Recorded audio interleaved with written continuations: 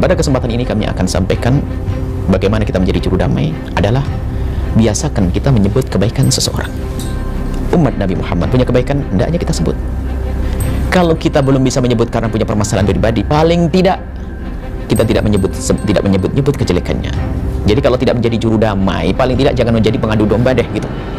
Tapi hari ini Masya Allah, kita sudah terbiasa dengan caci maki dan olok-olok, mengungkap, membongkar kesalahan. Sehingga orang awam pun berani sekarang mengungkap atau mencaci, mengolok orang-orang tokoh atau ulama. Sebenarnya lisan kita sudah terbiasa dengan caci maki, olok, dan membicarakan kejelekan seseorang. Maka kita rubah sekarang. Kita ingin bicarakan kebaikan. Biasakan membicarakan kebaikan seseorang. Ini adalah luar biasa pengaruhnya. Indah. Kalau orang punya 10 poin kehidupan, 9 semuanya jelek, 1 yang baik, yang perlu kita bicarakan di khalayak adalah yang 1 yang baik. Gak perlu kita sibuk dengan kejelekan. Assalamualaikum warahmatullahi wabarakatuh. Kembali lagi ke Zibon Channel ya Bapak Ibu. Kali ini kita akan melihat sebuah video yang mana Buya Yahya mengingatkan Habib Bahar bin Smith agar tidak lagi menjelek-jelekan kejelekan orang lain ya. Dan nanti kita akan melihat Kang Deddy dimarahi oleh warga akibat menolong orang ya. Ini aneh sih Bapak Ibu. Menolong orang kok dimarahi ya. Siapa itu? Yaitu Amil Basnas ya, yang mana pegawai ASN juga ya. Seperti apa videonya? Mohon disimak sampai akhir biar nggak gagal paham. Jangan lupa di like dan di subscribe. Mari kita simak bersama-sama. Kesempatan ini kami akan sampaikan bagaimana kita menjadi juru damai adalah biasakan kita menyebut kebaikan seseorang. Umat Nabi Muhammad punya kebaikan, hendaknya kita sebut. Kalau kita belum bisa menyebut karena punya permasalahan pribadi, paling tidak kita tidak menyebut kejelekannya. Ada aturan di Basnas bahwa memang dia itu orang Garut masuk ke ya gini. Kalau bicara umat Islam, masyarakat kan kita nggak bicara wilayah. Orang terlantar di sini ya kalau disuruh pulang harus dibekelin. Sudah dibekelin. 100. Lah iya, emang peraturan di Basnasnya begitu. Ongkos di mana daerah dia. Ya kita kan makanya kan saya nggak ngomongin Basnas, nggak ngomongin peraturan. Ini kan bukan urusan nyari yang benar, nyari manfaat. Jadi kalau nolong orang jangan bicara aturan. Gimana sih Bapak ini? Nolong orang tuh jangan bicara aturan, bicara kita sebagai manusia. Kalau bicara aturan, orang dipisahin oleh aturan. Ini kan urusan manfaat. Kan juga nggak usah marah sama saya. Saya nggak marah Kang Haji. Saya kan hanya nolong orang. Saya nggak nolong marah. Orang. Ya saya nolong orang ya, kebetulan orangnya di sini ya saya tolong. Kan saya nggak, kenapa komplain sama saya? Saya kan tidak bawa-bawa Basnas. Kan saya tidak bawa Basnas. Saya hanya bilang terlantar di halaman kantor Basnas, kan gitu aja. Udah disuruh pulang, udah dikasih uang. Ini juga udah dikasih modal. Ini kasih modal 1,5 juta sekian tahun yang lalu. Tiap bulan dia yang bayar listrik, bayar pam, Basnas yang bayar 500 tiap bulan. Ya Basnas juga kan bukan dana bapak, dana umat. Nah itu, jadi ada aturannya juga di Enggak gini Basnas Pak. itu. Ya terserah kenapa bapak komplain sama saya. Kan bapak punya aturan nggak bisa bantu, ya nggak apa-apa, kan mau saya bantu, saya beresin. Iya. Nah, terus apa bapak komplain sama saya, masalahnya apa? Iya, artinya begini. Mestinya kan kemarin di YouTube apa? Kang Haji itu tidak begitu. Harusnya gimana? Tabayun dulu. Tabayun gimana? Lah hak saya loh Pak. Saya kan hanya bercerita, ini ada orang terlantar di halaman kantor Basnas. Terus Bapak kenapa marah sama saya? Saya tidak marah, cuman ada aturan juga di Basnas. Ya terus apa hubungannya aturan itu dengan saya? Kan Bapak gini loh, kalau Bapak keberatan, saya bilang ada orang terlantar di halaman kantor Basnas, Bapak bikin posting aja, klarifikasi langsung. Saya masa orang berbuat kebaikan dilarang sama Basnas? Tidak ada yang melarang. Loh kenapa komplain Bapak? Saya tidak komplain, cuman di Basnas itu ada aturan. Harusnya jangan ngomong aturan Pak. Bapak itu harusnya ikut membantu. Lo orang gimana? Saya udah bantu. Bukan Bapak yang bantu kok, itu dana umat. Lah iya, dari artinya kan Basnas ya tadi. Bukan, Basnas ya tadi. Bapak dapat dana double loh Pak. Kan Basnas ya? Bapak dapat dana Basnas, Bapak juga dapat dana rutin dari Pemda. Lah, karena memang di Undang-Undang 23-nya begitu operasional. Sebagian rutinnya kasihin ke umat. Jadi ngasih itu jangan hanya di Basnas. 23 2011 itu dana operasional itu hanya untuk operasional. Operasional kan masuk ke saku Bapak sebagian. Kasihin sama mereka. Zakat mau diperebutkan. Betul. Coba sudah lebih dari 20 tahun kita ada mengurus namanya Basnas yang macam. Berapa persen fakir miskin yang berubah tidak miskin lagi hari ini lewat bantuan ini? Nggak ada. Tapi kalau badan amil zakat pengurusnya tiba-tiba kaya banyak. Silakan dilihat sekarang. Dompet duafa, mana duafa yang diangkat kemiskinannya? Nggak ada, tetap aja miskin. Tapi pengurusnya kaya tiba-tiba. Ini omongan kayak gini boleh dibuka aja. Dia sebarkan boleh. Itu mengentaskan kemiskinan, bukan malah beternak kemiskinan. Amil itu kan diangkat oleh negara. Panitia dibentuk oleh daerah sendirilah. Meskipun secara hukum bisa disamakan. Bisa disamakan. Persilahan aja. Kaitannya sama yang pas itu ya. Ada yang bilang panitia nggak dapat karena bukan amil gitu. Nah ya tergantung kita mau difungsikan apa. Kalau lihat kerjanya kan amil juga, kinerjanya dia adalah amil. Peristilahannya sudah di Indonesia.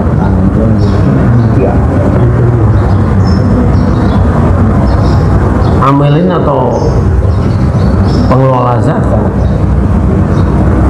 dia punya hak sebagai asnaf menurut sebagian ulama.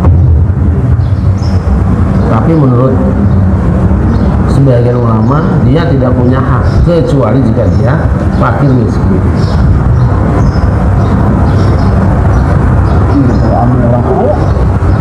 Habis sama dia semua. Jadi sebagai masih istilah ulama pakai ini apa terkait tadi ya? Secara tekstual dia berhak. Secara tekstual berhak.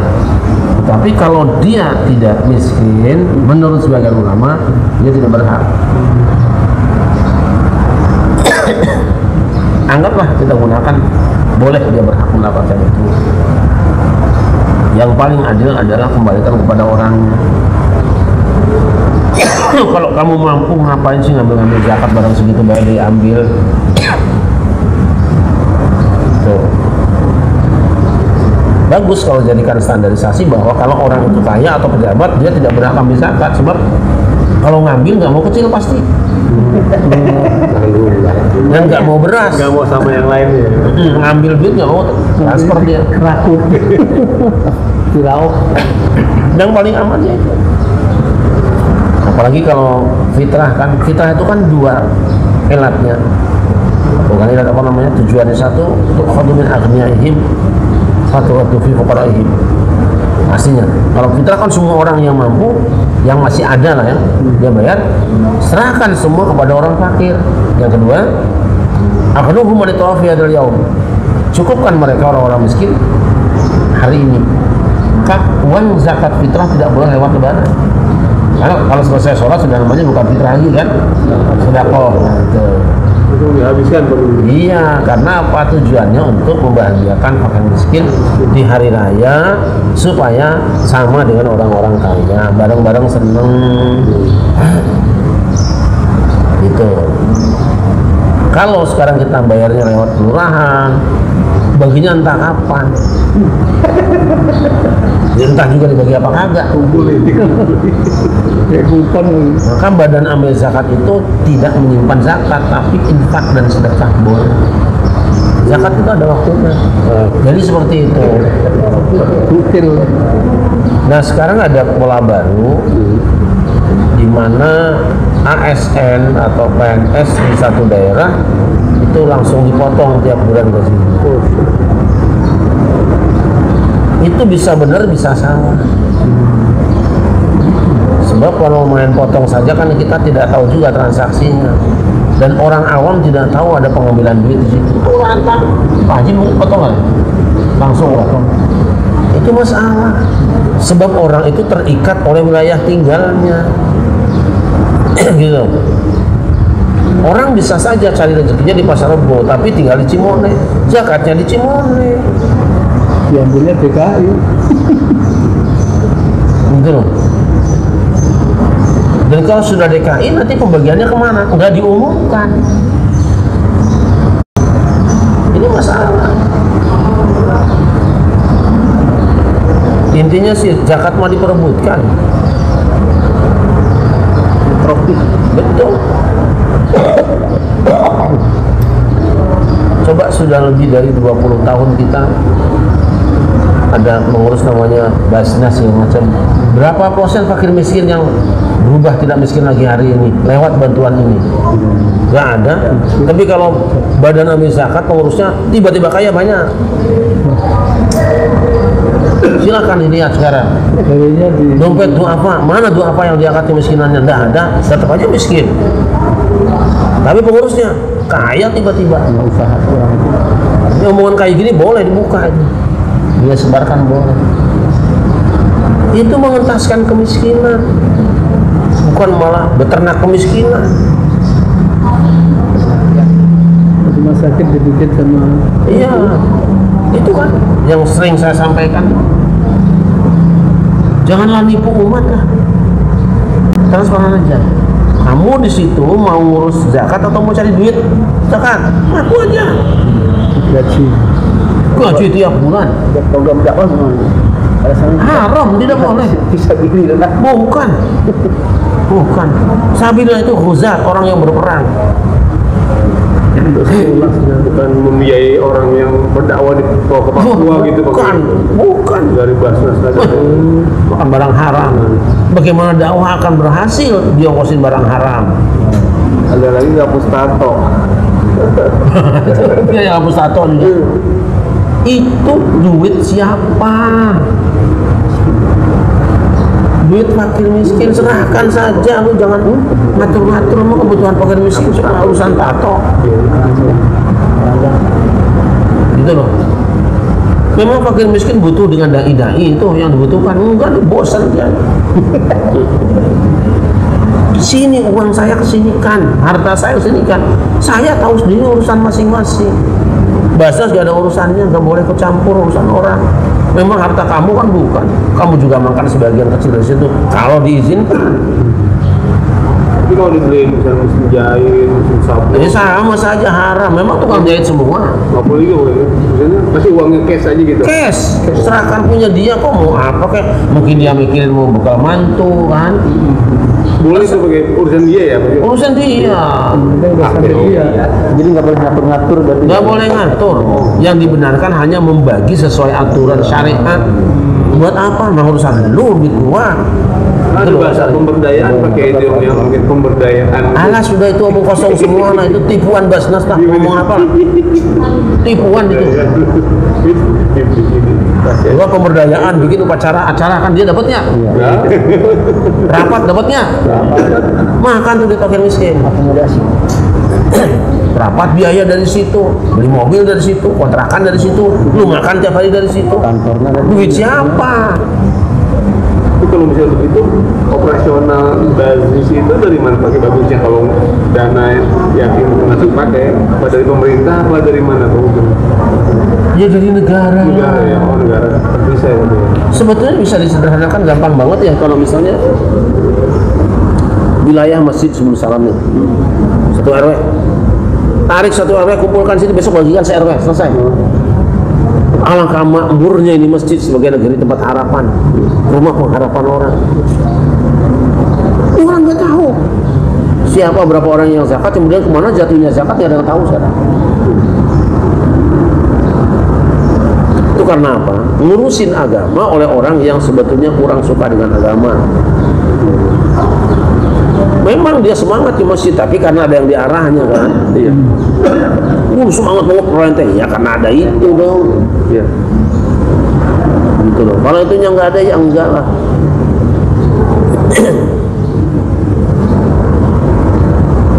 Tuh. Serahkan, gak usah ikut campur.